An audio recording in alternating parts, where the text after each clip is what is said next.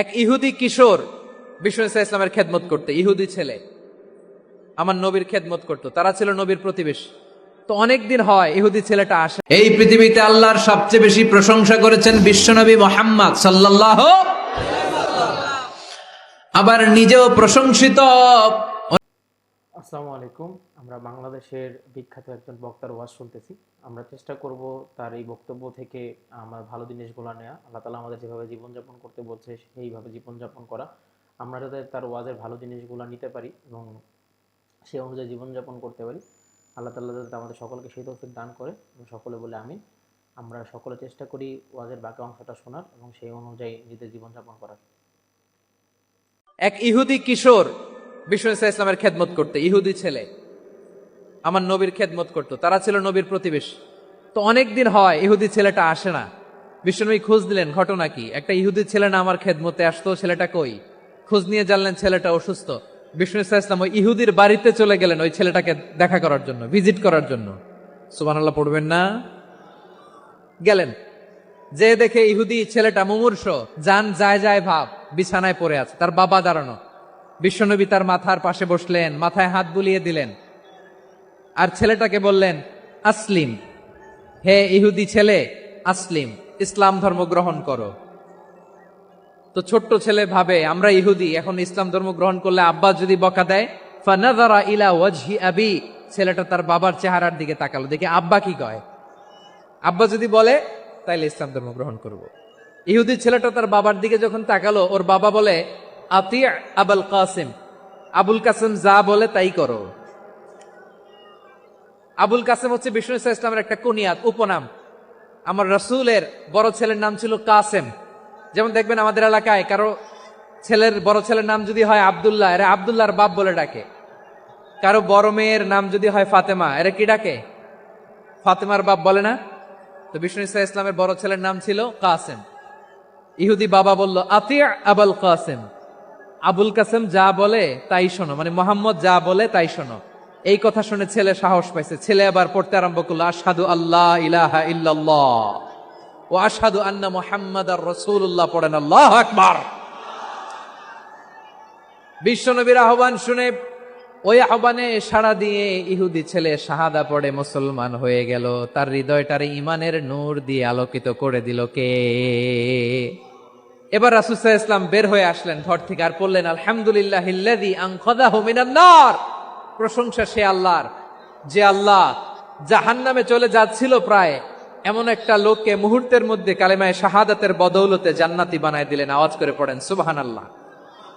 বিষ্ণু ইসলামের স্ত্রীর নাম ছিল আয়েশা রাদিয়াল্লাহু তাআলা আনহা, আবু বকর রাদিয়াল্লাহু তাআলা আনহুর মেয়ে। আবু বকর রাদিয়াল্লাহু তাআলা আনহুর আরেক মেয়ের নাম হচ্ছে আসমা। দুজনই আবু বকর রাদিয়াল্লাহু তাআলা আনহুর মেয়ে। আসমা আর আয়েশা দুজন বোন, এক মায়ের না, বাবা এক মা দুইজন। আয়েশা রাদিয়াল্লাহু তাআলা আনহার মায়ের নাম উম্মে রুমান আর আসমা রাদিয়াল্লাহু তাআলা আনহার মায়ের নাম কুতাইলা বিনতে আব্দুল উজ্জা। আবু বকর রাদিয়াল্লাহু তাআলা আনহু 4টা বিয়ে করেছিলেন। একই ঘটনা ঘটেছে এই ফ্যামিলিতে। আসমা ইসলাম ধর্ম গ্রহণ করে মুসলিমা, কিন্তু তার মা কোতাইলা মুশরিকা।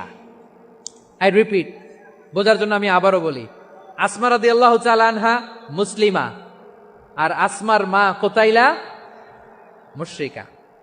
তার মানে মেয়ে মুসলিম, মা অমুসলিম, ভেজাল আছে না নাই? কিন্তু কোতাইলা আর ধৈর্য ধারণ করতে পারে না। নার ছেড়া ধন, কলিজার টুকরা ধন, কলিজার টুকরা সন্তান আসমারে দেখতে বড্ড মন চায়। সাইয়েদনা আসমা রাদিয়াল্লাহু তাআলা আনহা মক্কা থেকে হিজরত করে মদিনায় চলে গেলেন হুদাইবিয়ার পর। যখন মক্কা মদিনার ট্রাফিক স্বাভাবিক হলো, মক্কার লোক মদিনায় যায়, মদিনার লোক মক্কায় আসে। কোচাইলা কলিজার টুকরা সন্তান আসমারে দেখার জন্য কিছু উপহার নিয়ে বিশাল মরুপথ পাড়ি দিয়ে মক্কা থেকে মদিনায় যায়। সুবহানাল্লাহ বলেন। এখন মা আসছে মেয়ের সাথে দেখা করতে, মেয়ে তো আর দেখা দেয় না। মেয়ে ভাবছে আমার মা তো মুশরিকা, অপবিত্রা, তার সাথে কি দেখা দেয়া যাবে? বিশ্বনবীর দরবারে চলে গেলেন। সুবহানাল্লাহ বলেন। কি সৌভাগ্যবান ছিল তারা, মাসলা জানার দরকার হলেই নবীর দরবারে চলে যেত। ঘরে বউয়ের সাথে ঝগড়া হলে নবীর দরবারে চলে যেত। অনেক সাহাবী বলে আমার পেটে ক্ষুধা লাগলো আমি নবীর কাছে চলে যেতাম, কারণ নবীর চেহারার দিকে তাকালেই আমার পেটের ক্ষুধা মিটে যেত। সাইয়েদনা উসমান রাদিয়াল্লাহু তাআলা আনহু বিশ্বনবীর কাছে চলে গেলেন, যে বললেন, ইয়া রাসূলুল্লাহ, হে ইয়া হাবিবাল্লাহ, ইন্না উম্মি কাদিমাতুন ইলাইয়া ওয়া হিয়া রাগিবা। আমার মা মক্কা থেকে অনেক দূর মরুর পথ পাড়ি দিয়ে উপহার সামগ্রী নিয়ে মদিনায় আমার সাথে দেখা করতে এসেছে গো নবী। আমার জানতে বড্ড ইচ্ছে হয় আমি আমার মুশরিকা মায়ের সাথে একটু দেখা করতে পারবো কিনা। আফা আসিলুহা, আগে যেমনি আমি আমার মায়ের সাথে ভালো আচরণ করতাম, যেমনি আমি আমার মায়ের সাথে সদাচরণ করতাম গো নবী, এখন আমি মুসলিমা, মা মুশরিকা, এখনো কি আগের মতো সদাচরণ করতে পারবো নাকি? বিশ্বনবী বললেন, নাম সিলিহা, হ্যাঁ রে আসমা, অবশ্যই অবশ্যই, আগে ঠিক যেমন তুমি তোমার মায়ের সাথে ভালো আচরণ করতে, এখনো তেমনি আগের মতো ভালো আচরণ করবা। আওয়াজ করে পড়েন সুবহানাল্লাহ। সপ্তম হিজরিতে বিষ্ণু ইসলাম সব সুপার পাওয়ারের কাছে চিঠি দিলেন, রোমান সম্রাটের কাছে, পারস্য অধিপতির কাছে, মিশরের অধিপতির কাছে, সবার কাছে চিঠি লিখলেন।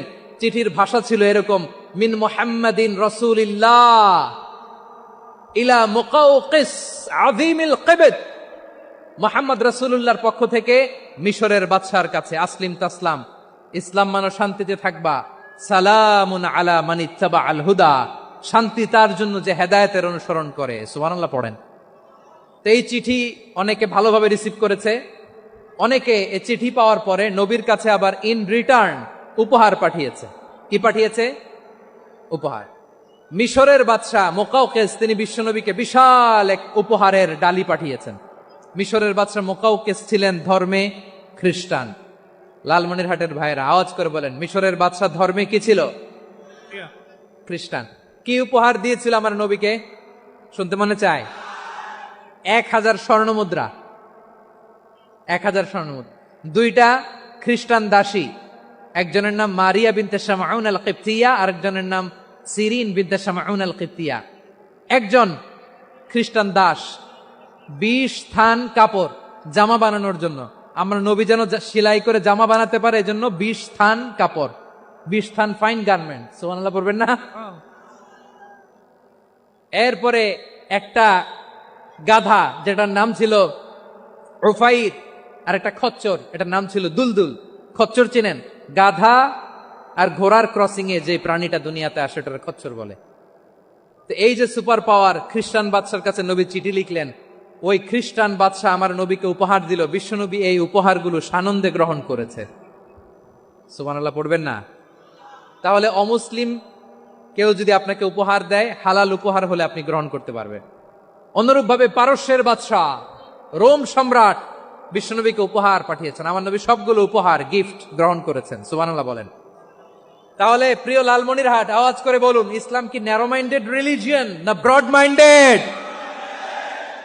আম্মাজান আয়েশার কাছে মাসালা জানতে চায় মেয়েরা, হে আম্মাজান, অগ্নি উপাসকেরা তাদের ঈদের দিন নওরোজের সময় আমাদেরকে পাখি দেয়, নেওয়া যাবে? উনি বললেন, ওরা জবাই করে দিলে নেওয়া যাবে না, কিন্তু ওরা যদি ফলমূল এরকম খাবার দেয় এগুলো নেওয়া যাবে। তার মানে অমুসলিমদের দেয়া উপহার এটা গ্রহণ করা যায়। সুবহানাল্লাহ বলেন। শুধু তাই নয়, বিষ্ণু ঈসা ইসলাম অমুসলিমদের সাথে আর্থিক লেনদেনও করেছেন, ফিনান্সিয়াল ডিলিং করেছেন। অমুসলিমদের সাথে প্রয়োজনে আপনি ফিনান্সিয়াল ডিলিং করতে পারবেন। আমরা প্রায় দেখি বাজারের মিষ্টির দোকানগুলো আমার হিন্দু ভাইদের। লালমনিরহাটে মিষ্টির দোকান, দইয়ের দোকান কারা চালায়? হিন্দুরা চালায় না? তারপরে যে বারবার শপ, চুল কাটে যে নাপিত, অধিকাংশ নাপিতের দোকানে কারা? আমার হিন্দু ভাইরা। তা আপনি চুল কাটতে পারবেন কিনা? পারবেন কিনা বলেন? পারবেন। তার দোকান থেকে দই মিষ্টি কিনতে পারবেন কিনা? হ্যাঁ, আমার মুসলিম ভাইয়ের দোকান থাকলে ওইটারে আমি বেশি প্রায়োরিটি দিব, ঠিক কিনা? কিন্তু যদি তাদের সার্ভিস নিতে চান, প্রোডাক্ট নিতে চান, পারবেন। তার দলিল সহিহ বুখারী, আম্মা জান আয়েশা রাদিয়াল্লাহু তাআলা আনহা বলেন, ইশতারা রাসূলুল্লাহ সাল্লাল্লাহু আলাইহি ওয়াসাল্লাম মিন ইয়াহুদিয়িন তুআমান ওয়া রাহানাহু দিরআহু মিন হাদিদ। রাসূল সাল্লাল্লাহু আলাইহি ওয়াসাল্লাম এক ইহুদির কাছ থেকে, কার কাছ থেকে? আমার নবী, পেয়ারা নবী এক ইহুদির কাছ থেকে জব কিনেছিল। জব, বার্লি, যেটা দিয়ে রুটি বানায়। ওই জবের দাম দেওয়া টাকা পয়সা নবীর কাছে ছিল না, ফলে নবী ওনার একটা পোশাককে মর্গেজ রেখেছিলেন, মর্গেজ, বন্ধক, যে এখন এটার দাম দিতে পারবো না, কয়েক কেজি বার্লি নিয়ে যাই আর বন্ধক হিসেবে আমার জামাটা রেখে গেলাম, যেদিন দাম দিব ওই দিন জামাটা ছুটাই নিয়ে যাব। বাকিতে নিছিলেন, বাকিতে। দিরআহু মিন হাদিদ, লোহার তৈরি বর্ম, মানে যুদ্ধের পোশাক, লোহা দিয়ে বানানো।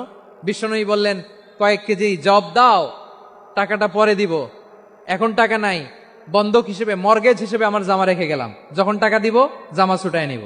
আওয়াজ করে বলতে হবে সুবহানাল্লাহ।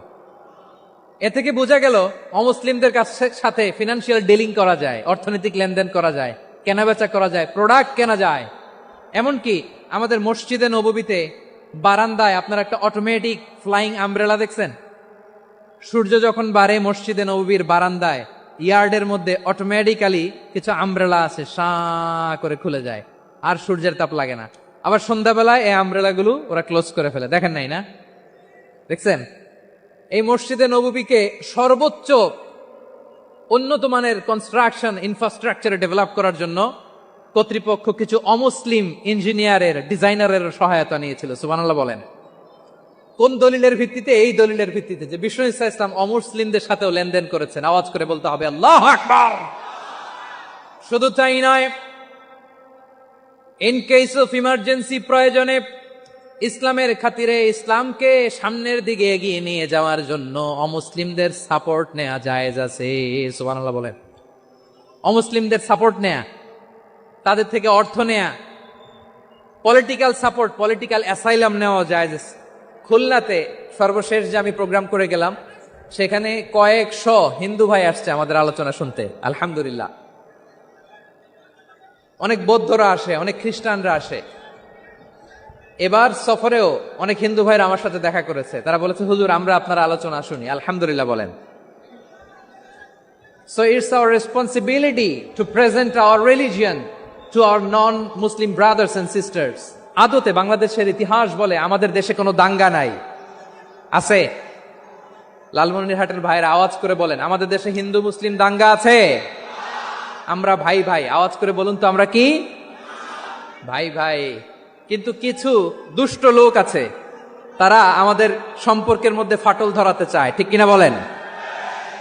মাঝে মাঝে ঝগড়া লাগাতে চায়। দেখবেন পত্রপত্রিকায় দেখা যায় বিভিন্ন ধর্মীয় উপাসনালয়গুলোতে হামলা চালানো হয়, এগুলো রাজনৈতিক উদ্দেশ্য প্রণোদিত, এগুলোর সাথে ইসলামের কোনো সম্পর্ক নাই। এজন্য এই দুর্বৃত্তদের ব্যাপারে আমাদের সাবধান থাকতে হবে। আমরা সবসময় যেমনি ঐক্যবদ্ধ, ইউনাইটেড, আমরা যদি এরকম ইউনাইটেড থাকি, এই সমস্ত দুর্বৃত্তদের কালো হাত ভেঙে দিতে আমাদের 1 ঘন্টাও লাগবে না। চিল্লায় বলো ঠিক কিনা? আমরা সংঘবদ্ধ থাকবো। এই যে আমাদের পিসফুল কোএক্সিস্টেন্স, শান্তিপূর্ণ সহাবস্থান, হিন্দুরা পূজা করে, যেদিন হিন্দুদের পূজা অনুষ্ঠান আমরা ওই দিন তাফসির মাহফিল করি না, ঠিক কিনা বলেন? যেদিন আমাদের তাফসিরুল কোরআনের প্রোগ্রাম, ওই দিন আমাদের হিন্দু ভাইরা ডিস্টার্ব করে না। সুবহানাল্লাহ। হিন্দুদের পূজা অনুষ্ঠানে মাদ্রাসার ছাত্র যে পাহারা দেয়, গোটা বিশ্বে এরকম দৃষ্টান্ত, নজির বিরল, ঠিক কিনা বলেন? আইন শৃঙ্খলা বাহিনীর পাশাপাশি মাদ্রাসার ছাত্ররা যে সেখানে পাহারা দেয়, গোটা পৃথিবীতে এই দৃষ্টান্ত আপনি পাবেন। মাদ্রাসার ছাত্ররা, তারা তো কোরআনের ধারক, তারা হাদিসের ধারক, তারা কেন মন্দির পাহারা দিবে? এই সম্প্রীতিকে ধরে রাখার জন্য, এই সৌহার্দ্যকে ধরে রাখার জন্য, আমাদের পারস্পরিক ভালোবাসাকে অটুট রাখার জন্য। আওয়াজ করে বলতে হবে ঠিক কিনা? এখন বলেন, আমাদের এই ভালোবাসা অটুট থাক আমরা চাই কি চাই না? আমরা হিন্দু মুসলিম মিলেমিশে শান্তিপূর্ণ সহাবস্থান, সাম্প্রদায়িক সম্প্রীতি, লালমনিরহাটের ভাইয়ের আওয়াজ করে বলুন, এই সাম্প্রদায়িক সম্প্রীতি আমরা চাই কি চাই না? আল্লাহ এই দেশকে তুমি বরকতময় করো, বাংলাদেশকে তুমি শান্তিময় করো। আওয়াজ করে সবাই বলেন আমিন। এই জায়গাটাতে সামান্য একটু আওয়াজ হচ্ছিল, এটাও থেমে গেছে, আলহামদুলিল্লাহ আলহামদুলিল্লাহ। এখন একেবারে everything is in my control, মাশাআল্লাহ। ঠিক আছে, আমি মূল আলোচনায় যাই। প্রিয় ভাইরা, আমি বলেছিলাম আমার আলোচনার বিষয় হচ্ছে শান্তিপূর্ণ সহাবস্থান, সাম্প্রদায়িক সম্প্রীতি। আমরা দেখব ইসলাম আমাদেরকে কি কি দিক নির্দেশনা দেয়। আমি আপনাদের খেদমতে সূরাতুল আনআমের 108 নম্বর আয়াত তেলাওয়াত করেছি। এখানে আল্লাহ রাব্বুল ইজ্জা ওয়াল জালাল তিনি ইরশাদ করছেন, ওয়ালা তাসুব্বুল্লাযীনা يدعون من دون الله فيسبوا الله عدوا بغير علم كذلك زينا لكل أمة عملهم ثم إلى ربهم مرجعهم فينبئهم بما كانوا يعملون رب العالمين বলেন, গোলাম ও আমার ইমানদার বান্দারা শোনো শোনো, ও আমার বিশ্বাসী বান্দারা শোনো শোনো, লা তাসুব্বুল্লাযীনা ইয়াদউনা মিন দুনিল্লাহ ফায়াসুব্বুল্লাহা আদওয়াম বিগাইরি ইলম। ও আমার বিশ্বাসী বান্দারা, যারা আল্লাহকে ব্যতি রেখে, আল্লাহকে বাদ দিয়ে অন্য উপাস্যকে ডাকে, দেবীর পূজা করে, দেবতাদের পূজা করে, তোমরা খবরদার তাদের গালি দিও না। আওয়াজ করে বলেন, কি দিও না? আল্লাহ বলেন, ও বিশ্বাসীরা শোনো, যারা আল্লাহকে বেছে রেখে দেবীর পূজা করে, অন্য উপাস্যের পূজা করে, তাদেরকে ডাকে, ওই দেবতাদেরকে তোমরা গালি দিও না। যদি ওই দেবতাদেরকে গালি দাও, তাহলে ভুলবশত, শত্রুতাবশত তারা তোমাদের রব আল্লাহকে গালি দেবে, ঠিক কিনা? তোমরা যদি তাদের দেবতাদের গালি দাও, ওরা রেগে তোমার আল্লাহরে গালি দিবে, তাহলে আল্লাহরে গালি খাওয়ানোর কারণ হয়ে গেলাম আমি, ঠিক কিনা বলেন? রব্বুল আলামিন বলেন, খবরদার বিশ্বাসীরা, আল্লাহ ছাড়া যারা অন্যান্য উপাস্যদেরকে ডাকে, দেবতাদেরকে ডাকে, তাদেরকে তোমরা গালি দিও না। ওই সমস্ত দেবতাদেরকে যদি তোমরা গালি দাও, তাহলে তারা আল্লাহকে গালি দিবে, ঠিক কিনা বলেন? আমরা দেবতাদের গালি দিলে ওরা আল্লাহকে গালি দিবে। রব্বুল আলামিন বলেন, খবরদার দেবতাদেরকে গালি দিও না, তাহলে ওরা। এই পৃথিবীতে আল্লাহর সবচেয়ে বেশি প্রশংসা করেছেন বিশ্বনবী মুহাম্মদ সাল্লাল্লাহু আলাইহি ওয়াসাল্লাম। আবার নিজেও প্রশংসিত, ওনার এক নাম আহমদ, মানে যিনি সবচেয়ে প্রশংসা করে। আবার মুহাম্মদ মানে নিজেও প্রশংসিত। জান্নাতীদেরকে নিয়ে বিশ্বনবী যখন কিয়ামতের দিন বিচার শেষে জান্নাতের দরজায় যে কড়া নাড়বে, ওই দিন বিশ্বনবীর হাতে একটা পতাকা থাকবে। ওই পতাকার মধ্যে ওই শব্দটা লেখা, সূরাতুল ফাতিহার প্রথম শব্দ যেটা। সূরাতুল ফাতিহার প্রথম শব্দ কি? আলহামদু। বিশ্বনবীর হাতের পতাকায় ওইটা লেখা থাকবে, লিওয়াউল হামদ, প্রশংসার পতাকা। সুবহানাল্লাহ পড়বেন না? তার মানে আমরা এই সিদ্ধান্তে উপনীত হলাম যে সব সময় প্রশংসা করতে হবে একজনের। তিনি কে? আল্লাহ বললেন, আলহামদু আলহামদু লিল্লাহ। সব প্রশংসার মালিক হলেন আল্লাহ। কি সুন্দর নাম তার, কি মজার নাম। আলিফ লাম লাম হা, আলিফ লাম। সবাই বলেন, আলিফ লাম লাম হা। আওয়াজ করে, আলিফ লাম লাম হা। এটা কার নাম? আল্লাহর নামটা জপতে কেমন লাগে? হৃদয় থেকে এই গভীর রাতে আল্লাহর একটা ডাক দেন তো, বলেন আল্লাহ। প্রাণটা জুড়িয়ে আবারও আল্লাহরে ডাকেন, বলেন ইয়া আল্লাহ। নামটা মজা লাগে না? আল্লাহ বলেন, হুয়াল আউয়াল ওয়াল আখির ওয়াল যাহির ওয়াল বাতিন। তিনি প্রথম, তিনি শেষ, তিনি প্রকাশ্য, তিনি গোপন। সুবহানাল্লাহ। তার মানে প্রথমে কে, শেষে কে? প্রথমে আল্লাহ আল্লাহ, শেষেও আল্লাহ আল্লাহ, আকাশে আল্লাহ আল্লাহ, জমিনে আল্লাহ আল্লাহ। সবাই পড়েন, প্রথমে আল্লাহ আল্লাহ, শেষেও আল্লাহ আল্লাহ, আকাশে আল্লাহ আল্লাহ, জমিনে আল্লাহ আল্লাহ। নিখিল জাহান গায়ে গুণগান, তার নামে গাই আমরাও গাহি তাআলা। হামদে বারি তাআলা, হামদে বারি তাআলা, হামদে বারি তাআলা। সুবহানাল্লাহ পড়েন। আলহামদুলিল্লাহ। সকল প্রশংসার মালিক কে? আল্লাহ বললেন, সকল প্রশংসার মালিক হলাম আমি, আর আমি হলাম রব্বিল আলামিন। জগৎ সমূহের রব। আল্লাহর আরেক নাম হলো রব। আল্লাহর আরেক নাম কি? কবরের প্রথম প্রশ্ন কি? আমার রব, তোমার রব কে? আমাদের উত্তর কি? আমরা বলবো আল্লাহ আমারে রব, আল্লাহ আমারে রব। দমে দমে তনু মনে তারি অনুভব, আল্লাহ আমারে রব।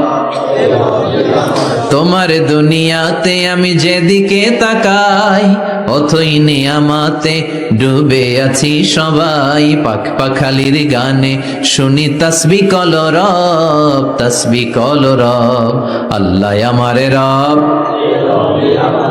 ওনার নাম হচ্ছে রব। নাম কি? এজন্য আমরা যখন দোয়া করি, দোয়ার শুরুতে কোন শব্দ থাকে?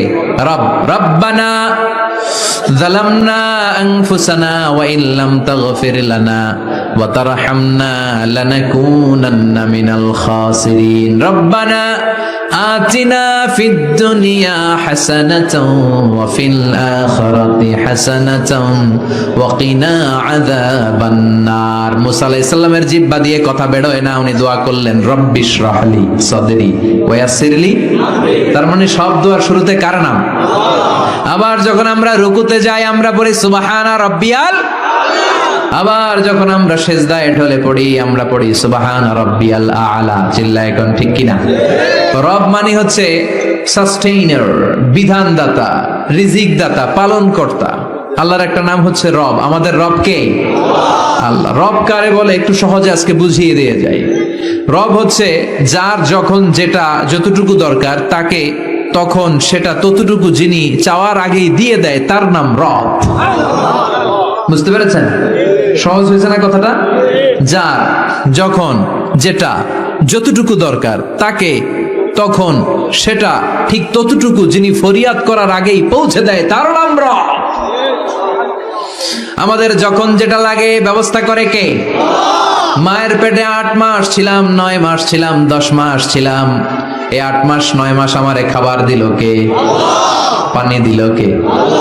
অক্সিজেন দিল কে? চাইছিলেন?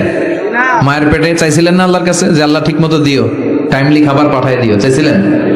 চাওয়ার আগে যার যা লাগে কে দেয়? তাকে বলে রব। আবার মায়ের পেট থেকে দুনিয়ায় আসলেন।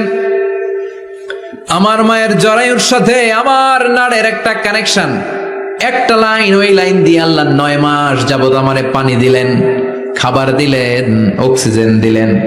সঙ্গত কারণেই দুনিয়াতে আসলে দুনিয়ার মানুষ ওই লাইনটা কেটে দেয় নাকি রেখে দেয়?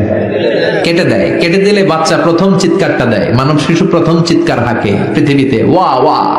আমরা শুনি ওয়া, আসলে আল্লাহরে ডাক দেয়। আল্লাহরে ডেকে বলে মাবুদ, খাবারের, অক্সিজেনের আর পানির একটা মাত্র লাইন ছিল, চিল্লায় বলেন কয়টা? দেখো দুনিয়ার মানুষ কত নিষ্ঠুর। আসার সাথে সাথে কারোর সাথে আমার শত্রুতা নাই, জমি নিয়ে মারামারি নাই, কিলাকিলি নাই। একটা মাত্র খাবারের লাইন দিয়ে 10 মাস বেঁচেছিলাম। মানুষগুলো নিষ্ঠুর, খাবারের একটা লাইন কেটে দিল। এখন খাবো কি? আল্লাহ বলেন গোলাম, যে আল্লাহ 10 মাস ধরে মায়ের পেটে খাওয়ালাম, ওই আল্লাহ এখনো আছি না নাই? একটা লাইন ছিল মায়ের নাড়ের ভেতরে, খাবারের একটা লাইন। চিন্তা নাই, কষ্ট নাই, দুঃখ নাই। একটা খাবারের লাইনের বদলে আজ থেকে তোর মায়ের বুকের ভেতরে খাবারের 2টা লাইনের ব্যবস্থা করে দিলাম। চাইছিলেন যে আল্লাহ আসার সাথেই তো আমার লাইন কেটে দিবে, খানা কিন্তু রেডি রেখেন আল্লাহ? চাইছিলেন না সবাই? চাওয়ার আগে যার যা লাগে যিনি দিয়ে দেয় তার নাম। তাফসীর বুঝতে পারছেন? এরপরে মায়ের দুধ খেতে লাগলাম। মায়েরা গভীর রাত মাইকের সাউন্ড যাদের কানে যায়, বুকের দুধ খাওয়াবেন ছেলে মেয়েদেরকে। বাচ্চা ডেলিভারি হওয়ার পরেই মায়ের বুকে যে দুধটা, সেটার বলে শাল দুধ। এটা আল্লাহর পক্ষ থেকে বাচ্চার জন্য প্রাকৃতিক টিকা। সুবহানাল্লাহ কবেন না? আমরা হসপিটালে যে টিকা দেই 5টা 7টা, প্রথম টিকাটা আল্লাহ ফ্রি দিয়ে দিছে। বাচ্চাদের গ্রোথ হবে না যদি না খাওয়ান। খাওয়াবেন, সব মায়েরা খাওয়াবেন। ওয়াল ওয়ালিদাতু ইউরদি'না আওলাদাহুন্না হাওলাইনি কামিলাইন, 2 বছর খাওয়াবেন। যারা বৃদ্ধাশ্রমে থাকতে চান না তারা খাওয়াবেন। ছেলে আমার মস্ত মানুষ, মস্ত অফিসার, মস্ত ফ্ল্যাটে যায় না দেখায় পারে ও পার, নানান রকম জিনিস আর আসবাব দামি দামি, সবচেয়ে কম দামি ছিলাম একে মাত্র আমি। ছেলের আবার আমার প্রতি অগাধ সম্ভ্রম, আমার ঠিকানা তাই বৃদ্ধাশ্রম। কি দুঃখের কথা, মা কেঁদে কেঁদে বলে কোনো মা বাবার জন্য বৃদ্ধাশ্রমে থাকা না লাগে, ঠিক কিনা? তো বৃদ্ধাশ্রমে যারা থাকতে চান না তাদেরকে দুধ খাওয়াবেন, দেখবেন এই ছেলেগুলো এরকম ডাকাত হবে না। আল্লাহ তুমি বুঝার তৌফিক দাও। তার মানে মায়ের পেটে যখন ছিলাম খাবার দিল কে? দুনিয়াতে আসার পরে বুকের দুধের ব্যবস্থা করলো কে? আচ্ছা, মায়ের বুকের দুধ যখন আমরা খেতাম আমাদের দাঁত ছিল? ছিল না। তার মানে দাঁত দরকার নাই, দেয়ও নাই। বয়স আমার 1 বছর 2 বছর যখন হইতে শুরু করলো, একটু বড় হয়েছে, এখন তো শুধু দুধে চলবে না, এখন মাছ খাইতে হবে, গোশ খাইতে হবে, কুরবানির হাড্ডি চাবাইতে হবে, কথা কন। তো এখন আমার দাঁতের দরকার আছে না নাই? দাঁত যখন দরকার ছিল না দেয় নাই, যখনই দরকার তখনই দিছে কে? আবেদন করছিলেন না অনলাইনে? কথা কন, অনলাইনে আবেদন করছিলাম তো আমরা, জাল্লা বয়স যখন ঠিক এই পর্যায়ে চলে যাবে দাঁত দিও তুমি, দাঁত চাইছিলেন? চাওয়ার আগে যিনি দেয় তার নাম। দেখেন বাংলাদেশে ভাল্লুক, উল্লুক, বাঘ যেগুলো আছে এগুলোর গায়ের পশমগুলো পাতলা। এই বাঘই যেগুলো স্ক্যান্ডিনেভিয়ান কান্ট্রিগুলোতে, সাইবেরিয়াতে আছে, ডেনমার্কে আছে, সাইবেরিয়াতে, তারপর নরওয়েতে, অসলোতে যেই বাঘ ভাল্লুকগুলো আছে ওদের চামড়া ইয়া মোটা, মনে হয় যেন প্রাকৃতিক কম্বল দিয়ে আল্লাহ এই সিংহটারে তৈরি করছে। উট শুধু আরব দেশেই নাই, আরব দেশের উটের চামড়া বড় পাতলা, কিন্তু নরওয়ে আর স্ক্যান্ডিনেভিয়ান ওই বরফের এলাকাতে উট হয়, ওই উটের গায়ের মধ্যে ইয়া লম্বা লম্বা পশম। তার মানে ওখানে প্রচন্ড ঠান্ডা, ওখানে সার্ভাইভ করতে গেলে, বাঁচতে হলে গায়ের মধ্যে মোটা কম্বল লাগবে। চাওয়ার আগেই ওই প্রাণীগুলোরে কম্বল দিয়ে পাঠিয়েছে কে? আবার এই দেশের প্রাণীগুলোর চামড়া যদি মোটা হতো, উলের পশম থাকতো আর কম্বলের মতো সেটিং করা থাকতো, এই দেশের বাঘ ভাল্লুক গুলার কষ্ট হতো। তাই এদেশের বাঘ ভাল্লুক আর ওটের চামড়া পাতলা করেছে কে?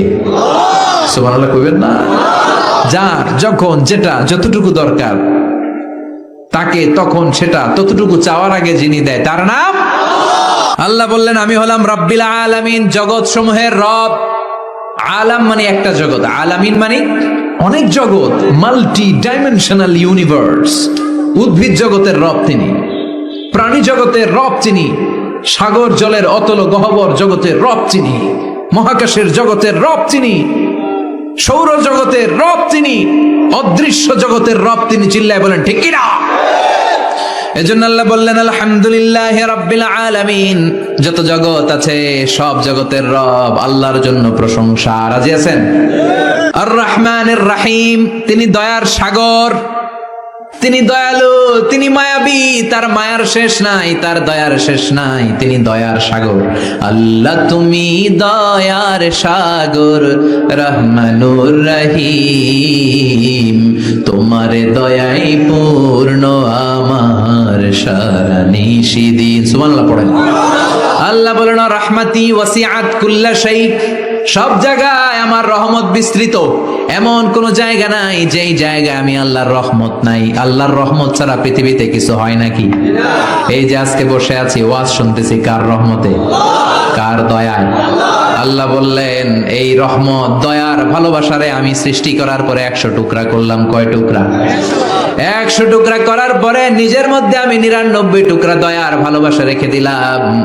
1 টুকরা দয়া মায়া পৃথিবীর সবার মাঝে ঢেলে দিলাম। সাইয়েদনা আদম থেকে শুরু করে up to the day of judgement, কিয়ামত পর্যন্ত সবার মাঝে আল্লাহ রহমতের 1 টুকরা দিছে, ছিটে ফোঁটা। হুজুর পাইছে একটু, আমি পাইছি একটু, উনি পাইছে, উনি সবাই মিলে আমরা 1 ফোঁটা ভাগে যোগে পাইছি দয়ার ভালোবাসা। সবাই মিলে 1 ভাগ ভালোবাসার, আর 99 ভাগ ভালোবাসা কার? ওনার ভালোবাসা বেশি না কম? 1 ভাগ ভালোবাসা আমরা পেয়ে পৃথিবীতে ভালোবাসার গানের শেষ নাই, ভালোবাসার মুভির শেষ নাই, ভালোবাসার উপন্যাসের শেষ নাই।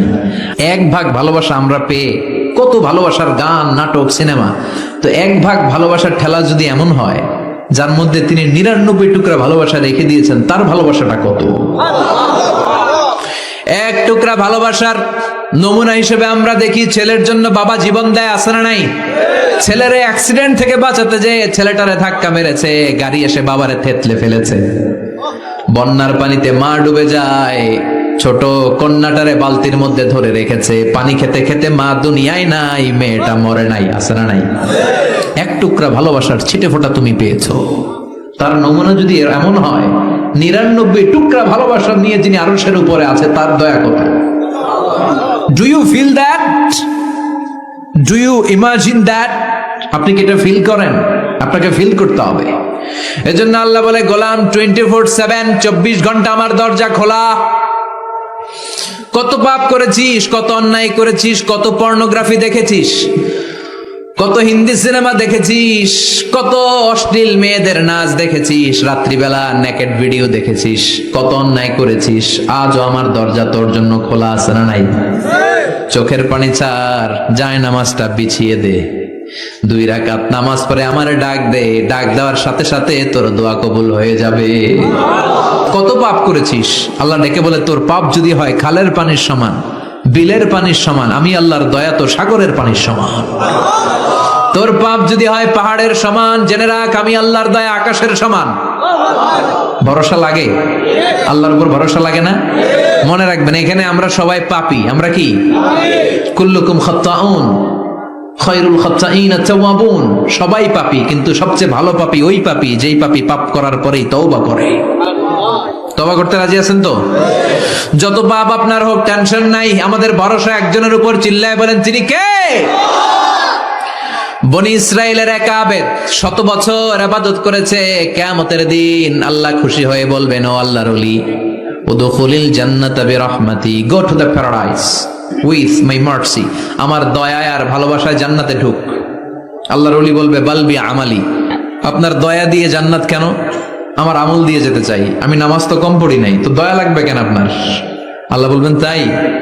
আমার দয়া ছাড়া তুই জান্নাতে যেতে পারবি? কি আমল করেছিস তুই? ওকে, লেটস মেক এ ক্যালকুলেশন, চল একটা হিসাব করি। তোর শত শত বছরের তাহাজ্জুদ গুলারে এক পাল্লায় রেখে দে, আর দয়া করে মায়া করে দুনিয়াতে সৌন্দর্য দেখার জন্য চোখ যে দিয়েছি, চোখটা একটা পাল্লায় রেখে দে। এক পাল্লায় 500 বছরের তাহাজ্জুদ, আরেক পাল্লায় কি? এই দুটি চোখ দিয়েছি বলে দেখো যে কত অপরূপ, নয়নাভিরাম খেতে খামারের জুড়াই জ্বালা, বিধুর ধূপ তোমার দেয়া চোখের শুকুর, জানাবো তার ভাষা কই, যতই দেখি ততই যেন পলক ছাড়া চেরই। সুবহানাল্লাহ পড়েন। এক পাল্লায় চোখ রাখা হবে, আর এক পাল্লায় 500 বছরের তাহাজ্জুদ রাখা হবে। ওজন দেওয়ার পরে দেখা যাবে মুহূর্তের মধ্যে চোখের পাল্লা ভারী হয়ে গেছে।